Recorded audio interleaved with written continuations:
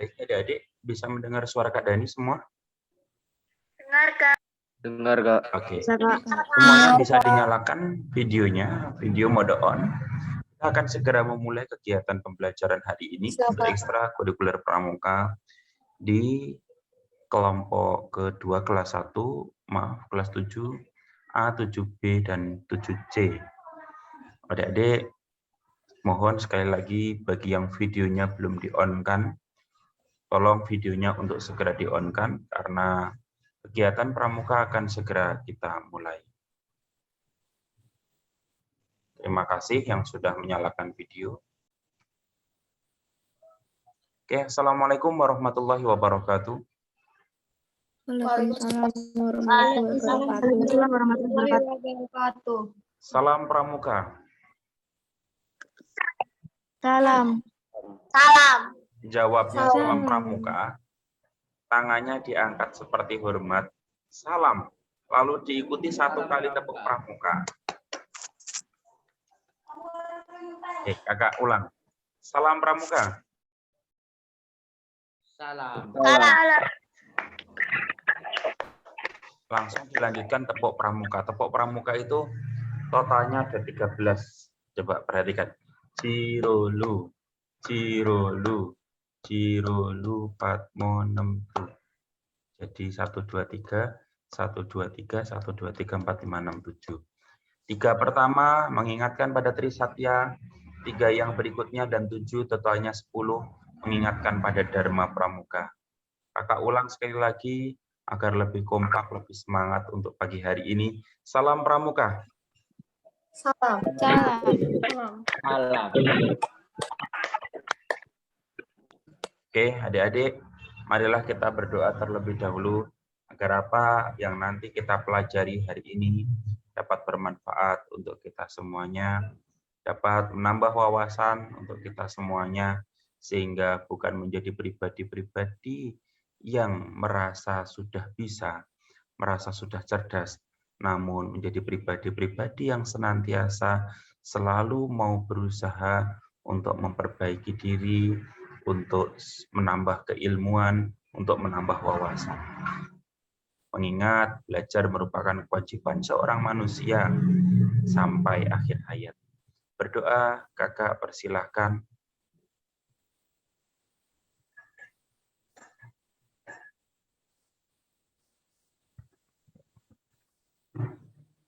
Selesai.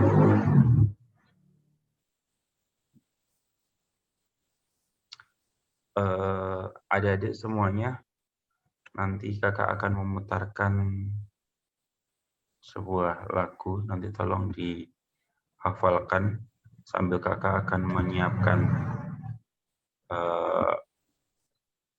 beberapa alat.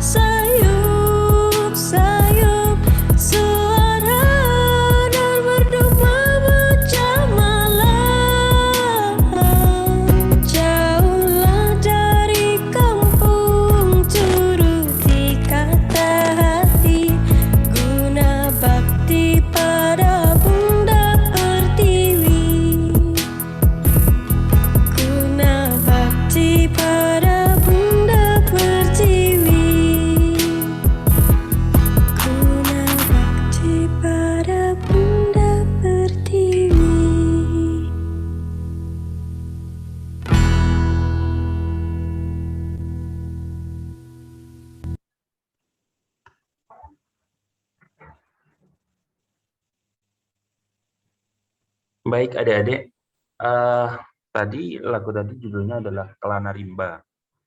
Di tengah-tengah hutan, di bawah langit biru, tenda terpanjang di tiap sobat, dan seterusnya. Tolong siapkan alat tulis. Ada buku dan ada alat tulis, entah pensil atau pakai pulpen, silahkan. Yang jelas ada buku, ada alat tulis. Terus semua videonya di mode on. Kakak nanti akan menginstruksikan pada kalian untuk menggambar sesuatu, lalu hasilnya ditunjukkan di kamera. Tolong semuanya kameranya mode on. Sekali lagi, yang kameranya masih off, silahkan kameranya di-on-kan. Kakak nanti akan menginstruksikan untuk menggambar sesuatu, lalu kalian tunjukkan nanti di kamera.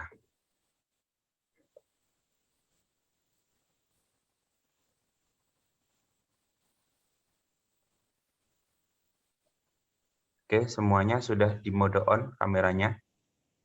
Silahkan, bagi yang belum, kameranya segera di-on-kan. Yang masih mau membenahi pakaiannya, kakak beri waktu 5 menit mungkin untuk segera di-on-kan kameranya. Kak, saya izin ke kamar mandi sebentar ya. Ya, silahkan.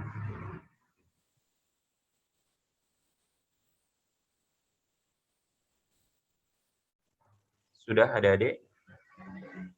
Sudah siap? 7.20 nanti kita akan memulai. Masih ada kesempatan 2 menit lagi. Bagi yang belum menyalakan kamera, silakan segera dinyalakan. Kak Dani, saya mohon izin untuk tidak on cam ya, off cam ya, Kak. Ada apakah kira-kira? Iya, karena saya sedang di luar nih, Kak. Oh, sedang di luar.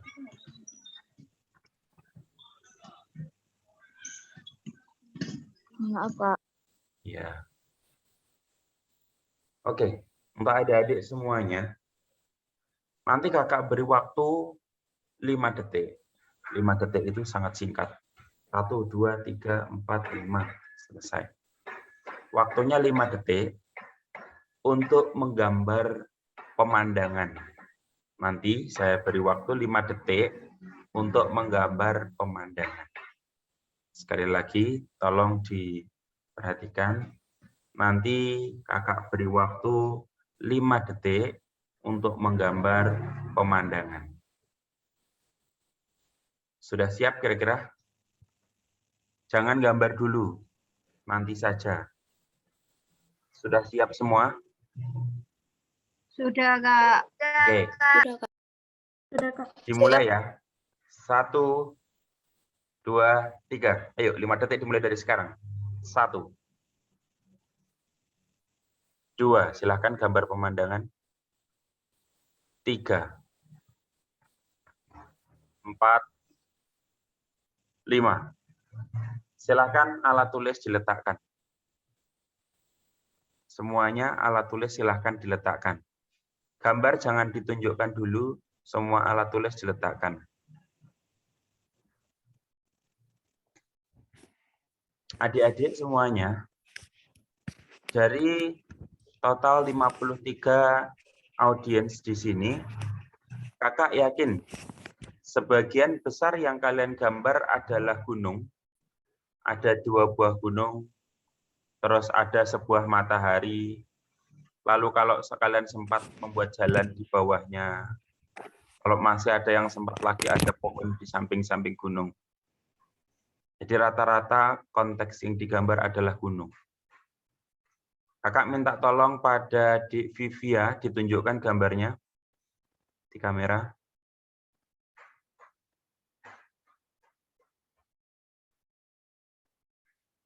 Mana? Nggak terlihat. Apakah betul? Oh ya, betul gambar gunung ya. Dik Jasmine, minta tolong ditunjukkan gambarnya. Gambar apa itu? Gunung juga? Iya, sepertinya iya. Dewa, gambar apa? Bisa di-on-kan audionya? Gambar pohon, Kak. Gambar pohon. Iya, Kak. Oke. Dek Kailisa. Gambar apa?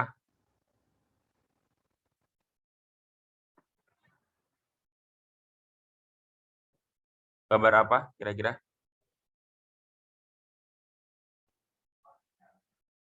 Gunung, jalan sama matahari. Oh, benar. Gunung, jalan matahari. Dek Daniel. Daniel Riko gambar apa?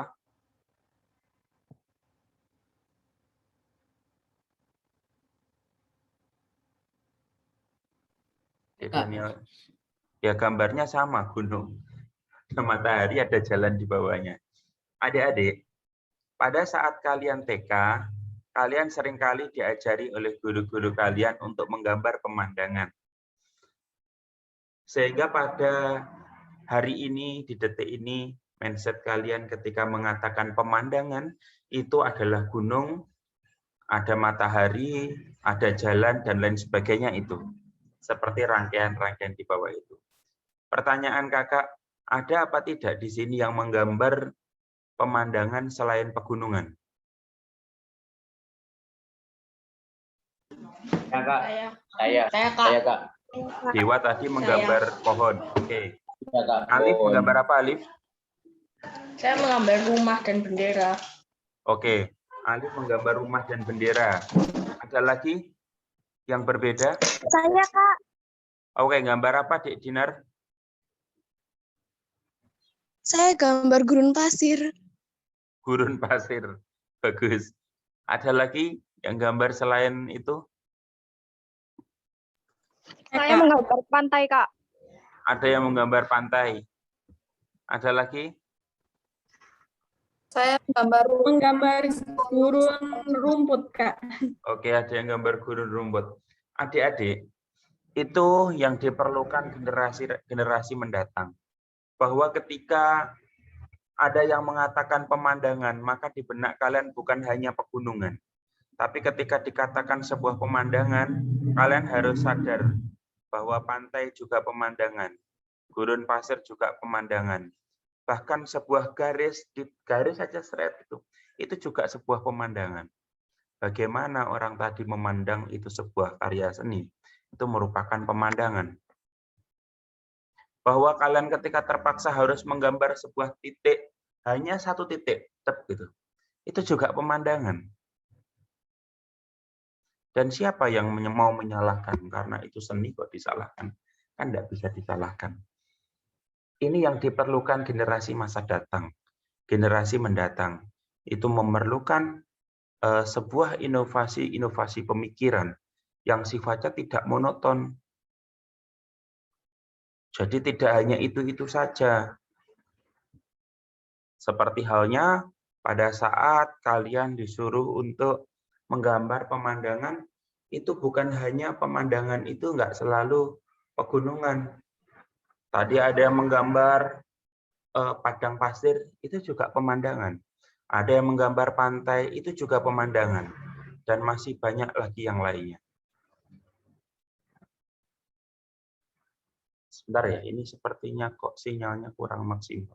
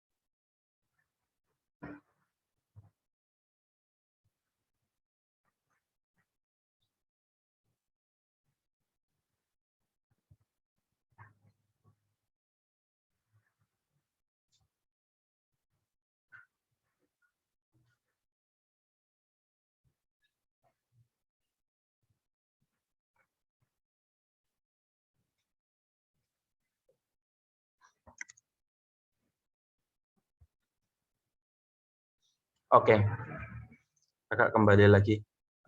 Jadi itu yang diperlukan di generasi mendatang, bahwa ketika kita memikirkan sesuatu hal, itu tidak hanya itu saja, tetapi masih banyak lagi yang lainnya yang ada di sekeliling kita.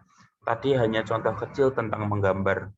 Ketika kita diinstruksikan menggambar gunung, maka menggambar pemandangan, maka jangan hanya gunung di benak pikiran kalian, tetapi banyak sekali pemandangan itu dan tak terbatas tentunya.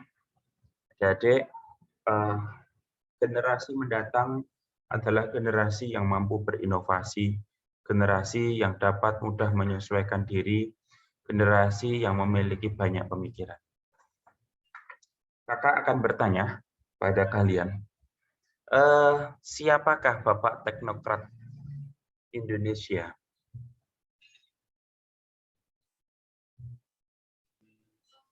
Kenapa Kak bisa diulangi pertanyaannya? Siapa Bapak Teknologi atau Teknokrat Indonesia? B.J. Habibie, Pak. Oke, B.J. Habibie. Beliau selain sebagai seorang teknokrat, juga sebagai apa? Presiden ketiga RI. Presiden ketiga Republik Indonesia. Bapak B.J. Habibie itu sekolahnya dulu di Institut Teknologi Bandung, ITB, lalu mendapatkan beasiswa ke Jerman. Salah satu karya di Jerman sana itu bisa membuat kereta api yang kecepatannya begitu tinggi dikarenakan kereta api itu didesain depannya itu seperti ikan lumba-lumba, jadi seperti modelnya pesawat. Harapannya itu tidak ada hambatan dengan ketika dia melaju, jadi lebih cepat karena tidak ada hambatan. Nah, B.J. Habibie itu juga memiliki beberapa teori-teori yang berkaitan dengan pesawat yang sampai saat ini masih dikaji oleh beberapa ilmuwan, oleh beberapa mahasiswa yang bergerak di dunia dirgantara, itu berlandaskan teorinya dari Habibie tadi.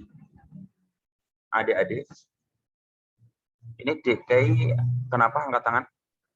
Ada yang Saya ditanyakan? leave meet ya, soalnya ada meet lain jam 7.30 Oh iya, dari silakan. sekolah. Silakan, Terima kasih, silakan. Pak. Ya. Oke, kakak lanjutkan. Perhatikan, kakak ini memegang selembar kertas. Kalau kakak angkat kertas ini, menurut kalian paling tinggi kertas ini nanti tingginya seberapa?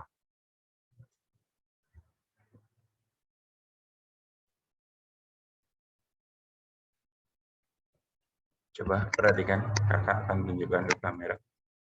Misalkan ini kertas satu lembar ini. Kalau kakak angkat, ini paling tinggi berarti seberapa tingginya? Sekorden. Seapa? Sekorden. Sekorden. Oke. Berarti kira-kira segitu ya? Atau lebih tepatnya tingginya ya setinggi kakak, setinggi tangan kakak melambai gitu. Paling tinggi itu. Tidak mungkin lebih tinggi dari itu. Sekalipun kakak naik ke atas genteng, ya paling tinggi hanya setinggi lambaian tangan kakak. Adik-adik, kalian itu pasti punya orang tua, pasti kalian punya guru-guru yang baik, pasti kalian punya panutan-panutan yang baik. Tetapi kalau kalian mencontoh secara totalitas di situ, secara kalian tidak mau berinovasi lebih, maka nanti kalian hanya setinggi, kalau menggapai cita-cita, hanya akan setinggi apa yang dicontohkan. Contoh kalau misalkan orang tuanya sebagai guru, kalau kalian mencontoh semua secara totalitas, maka paling tinggi nanti kalian juga akan menjadi guru. Kalau kalian orang tuanya sebagai DPR, maka paling tinggi juga akan menjadi DPR. Kalau ini kalian diangkat posisinya. Artinya kalian mencontoh total atau kalian itu bergantung pada itu tadi. Kita tuh perlu berinovasi, perlu punya pemikiran lebih seperti tadi kakak sampaikan. Kakak contohkan ini. Ketika kertas ini nanti kakak tiup secara mendatar begini, apa yang akan terjadi? Coba kalian amati. Jadi kertas ini kakak pegang begini, terus kakak tiup atasnya secara mendatar.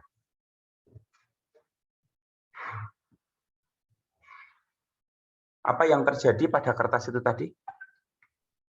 Agak terbang lebih tinggi, Kak. Oke, padahal atasnya kakak tiup. Kenapa kertas itu bisa terbang lebih tinggi?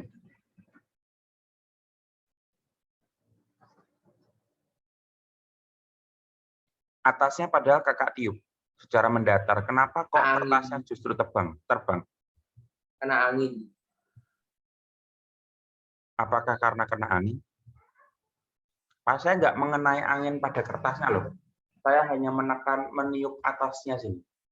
Jadi tidak pada kertasnya, bukan begini, tapi ini lurus. Jadi posisinya lurus. Bukan kertasnya yang kakak tiup, tetapi atasnya kertas yang kakak tiup. Kenapa kok kertasnya justru naik, bukan turun?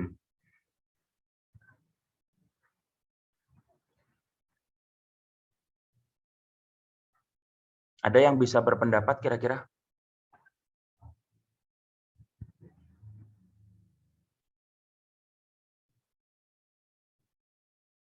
Ada yang bisa berpendapat, adik-adik?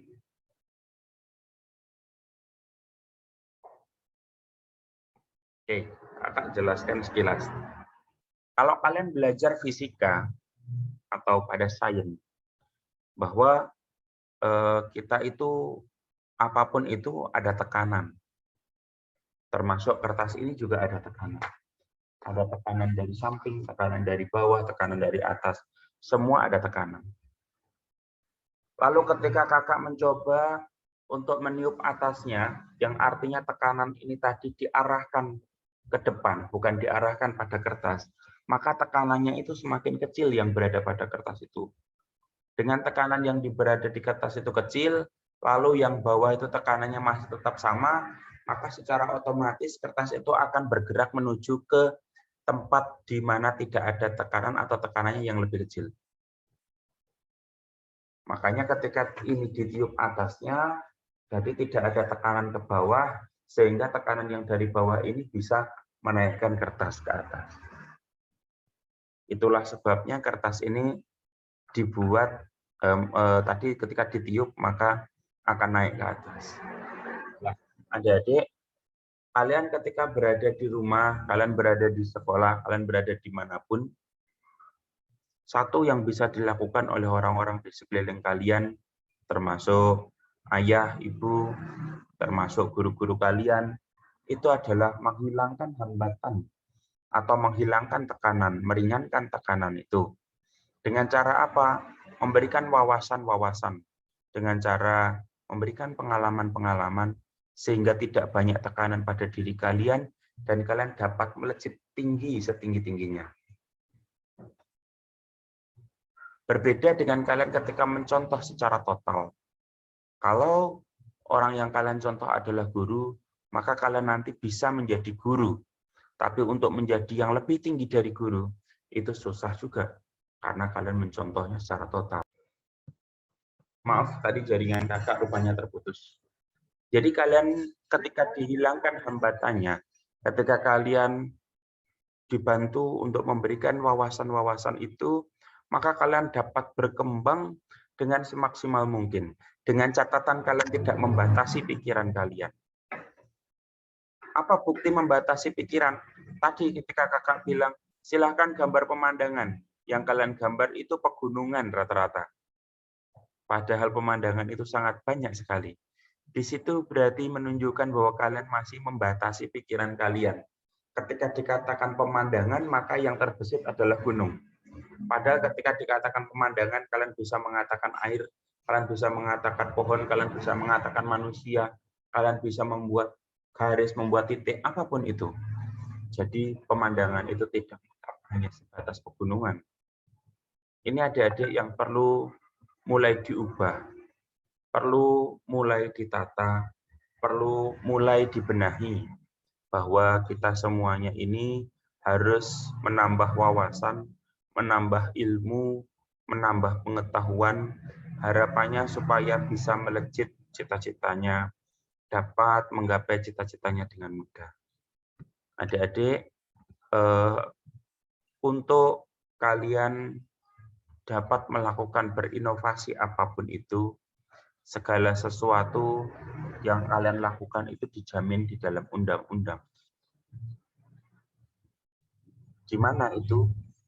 Sesuai pada SKU, pada butir ke berapa itu ya? Dijelaskan bahwasanya seorang pramuka penggalang itu harus mengetahui tentang hak asasi manusia. Apa itu hak asasi manusia? Kakak bukakan SKU penggalang.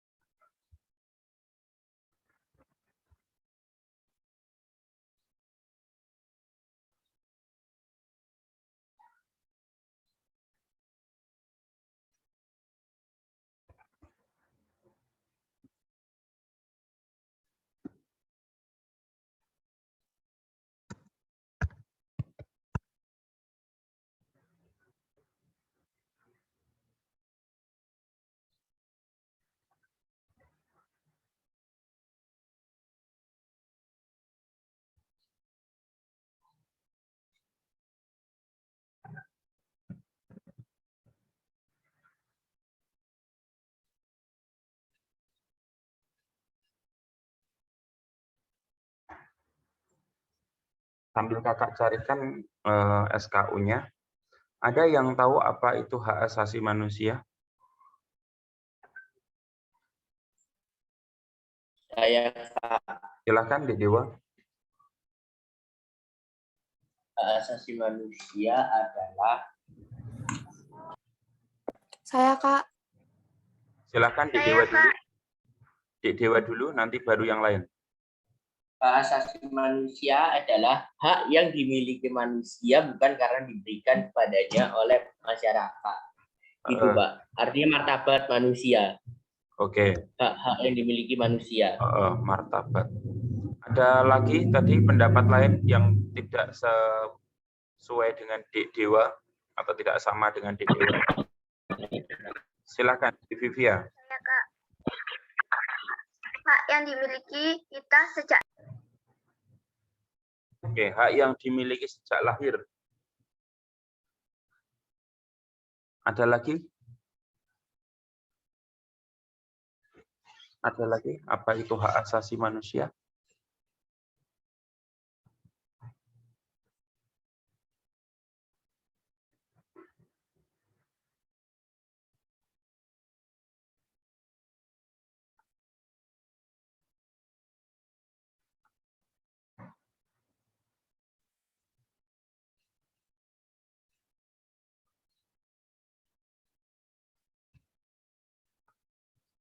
Yang lain silakan. Bagi yang punya pendapat lain tentang hak asasi manusia, boleh.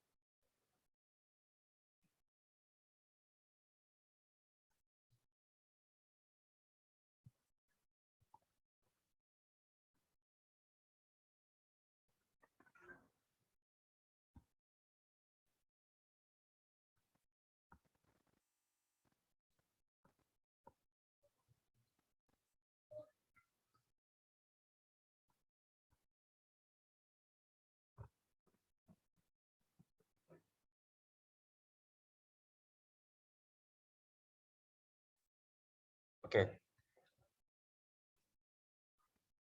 Pertanyaan kakak berikutnya. Hak asasi manusia itu ada berapa sih yang diatur di dalam undang-undang?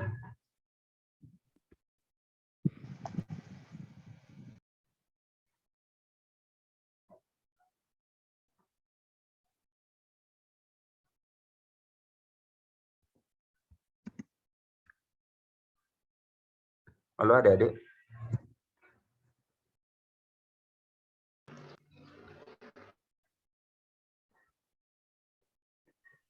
Yang diatur di dalam undang-undang hak asasi manusia itu ada berapa? 6. Apa saja? Hak asasi pribadi, hak asasi ekonomi, hak asasi politik, hak asasi sosial, dan kebudayaan, Pak. Oke. Jadi yang pertama ada hak asasi berdasarkan ke macam-macam hak asasi manusia. Ya. Hak asasi ekonomi, hak asasi politik, hak asasi sosial, dan kebudayaan, hak asasi mendapatkan perlakuan yang sama dalam hukum dan pemerintah, serta hak asasi manusia untuk mendapatkan perlakuan atas cara peradilan dan perlindungan. Benar tidak, Kak? Oke, betul. Itu macam-macam hak asasi.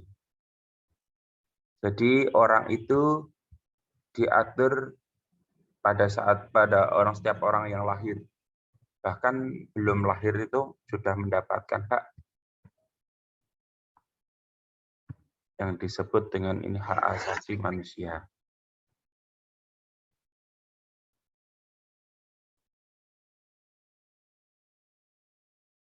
Hak asasi manusia itu berlakunya untuk semua orang, bukan pada orang-orang tertentu atau bukan pada golongan-golongan tertentu. Jadi tadi yang berkait dengan hak asasi manusia. Pertanyaan kakak yang berikutnya, hak asasi manusia itu diatur dalam undang-undang pasal berapa?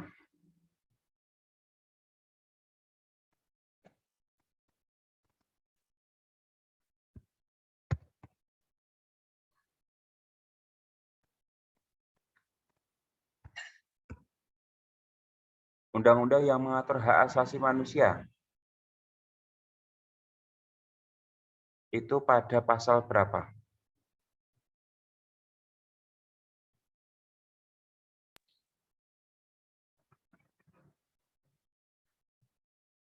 Pak, boleh diulang? Hak asasi manusia itu dalam undang-undang diatur pada pasal berapa?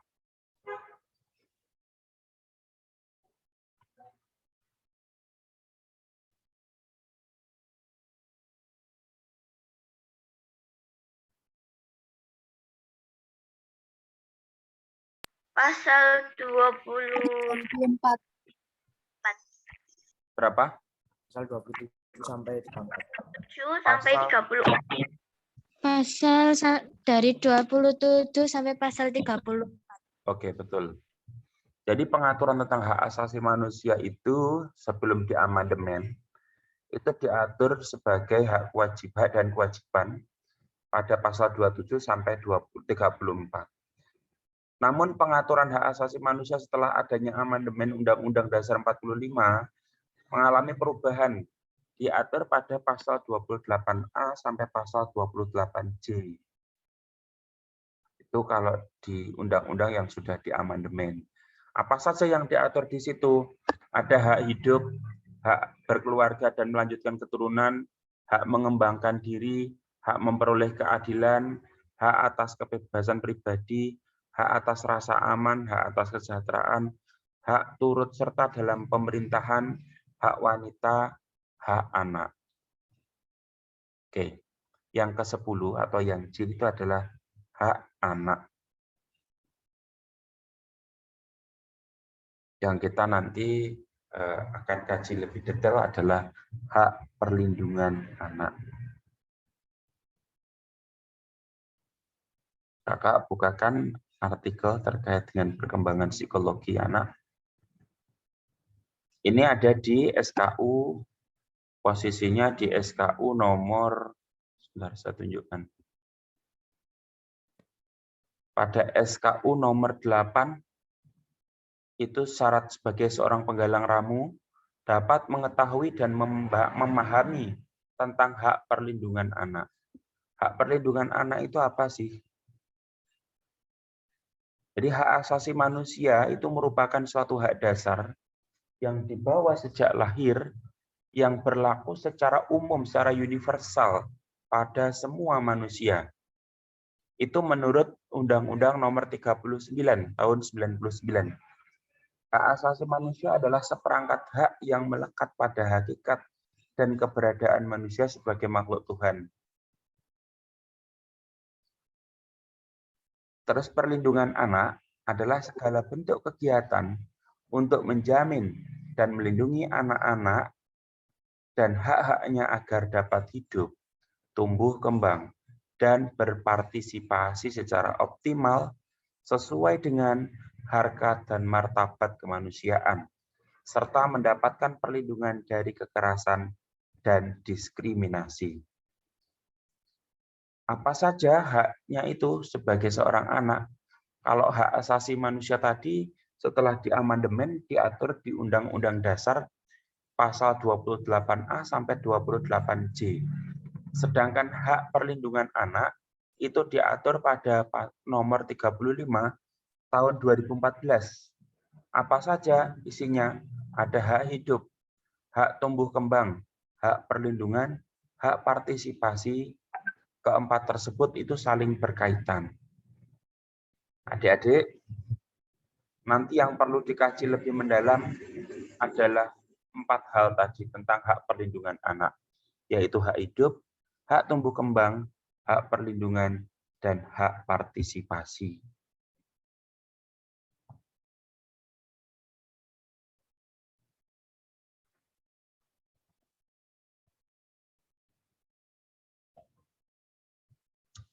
Undang-Undang Indonesia, Republik Indonesia Nomor 23 Tahun 2002 tentang perlindungan anak, ini di sini dikatakan begitu. Pasal-pasal yang berkaitan dengan hak perlindungan anak itu ada pasal 20, pasal 20A ayat 1, pasal 21, pasal 28B, di mana isi dari pasal 28B tadi adalah hak asasi manusia.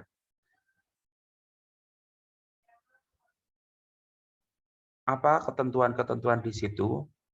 Dalam undang-undang ini yang dimaksudkan dengan anak adalah seseorang yang berusia 18 tahun. Belum berusia 18 tahun. Jadi kalian ketika SMA, itu kalau belum 18 tahun berarti masih dikategorikan anak.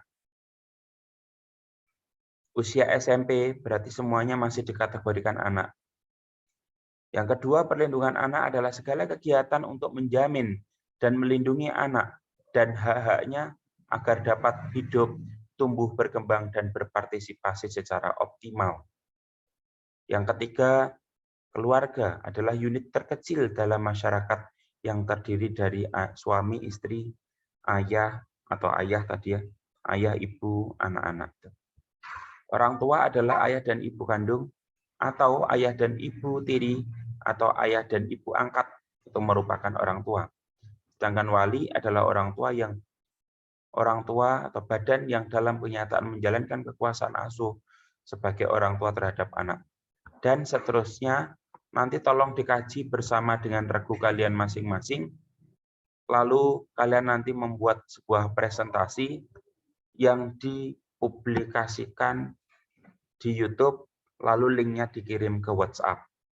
Jadi adik-adik, nanti dari dasarnya tadi hak asasi manusia, tapi untuk kali ini kalian nanti lebih fokus ke hak perlindungan anak, sesuai dengan SKU nomor 8.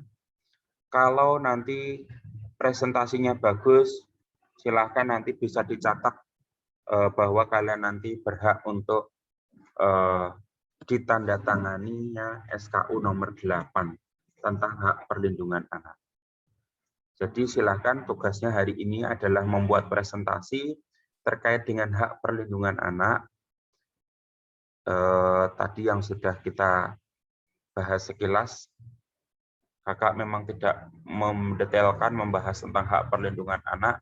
Nanti kalian supaya ada kesempatan untuk berpresentasi untuk menyampaikan hak perlindungan anak. Presentasinya dapat berupa Individu atau kelompok? kelompok, harus berkelompok. Nanti kalian bisa membuat presentasi melalui PowerPoint, lalu di-record.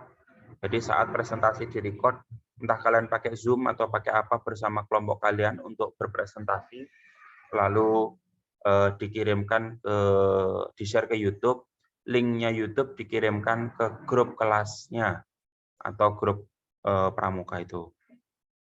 Mohon maaf Kak Dani, Ya, batas waktu pengerjaannya sampai kapan ya? kalau nanti sampai jam 18.00 apakah bisa selesai? Bisa, insya Allah. Semoga Oke. Kak. Ya. Kakak beri waktu sampai pukul 18.00 untuk kalian membuat presentasi. Alangkah lebih baiknya Zoom ini nanti kalian bisa koordinasi, segera dibuat PowerPoint-nya, lalu kalian nanti bisa segera mempresentasikan. Ada yang ditanyakan? Ini ragu pramuka kayak biasanya atau kelompok beda lagi, Kak? Regu pramuka seperti biasanya.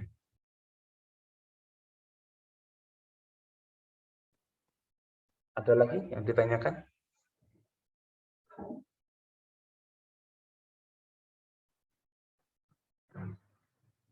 Oke, kalau tidak ada, waktu sudah menunjukkan pukul 7:54. Kita akhiri dulu sampai di sini. Semoga tugas-tugas yang disampaikan ini tadi dapat dilakukan dengan sebaik-baiknya. Kenapa kakak tidak menyampaikan materi secara mendetail? Pramuka itu learning by doing. Belajarnya sambil melakukan. Jadi kalau kalian hanya mendengarkan, saya yakin justru tidak akan pernah masuk pada pemikiran-pemikiran kalian. Tetapi ketika kalian sambil melakukan, membuat presentasi, berpresentasi, maka ilmu tadi yang kalian pelajari jauh lebih bagus, lebih bermanfaat dan melekat pada pemikiran kalian. Adik-adik, marilah kita berdoa terlebih dahulu agar apa yang kita pelajari dan tugas yang kakak berikan dapat diselesaikan dengan sebaik-baiknya. Berdoa, kakak persilahkan.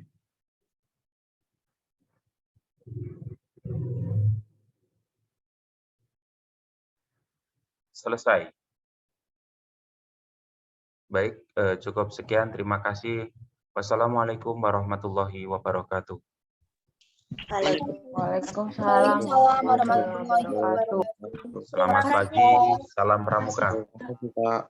Salam. Oke, silakan kalian boleh live.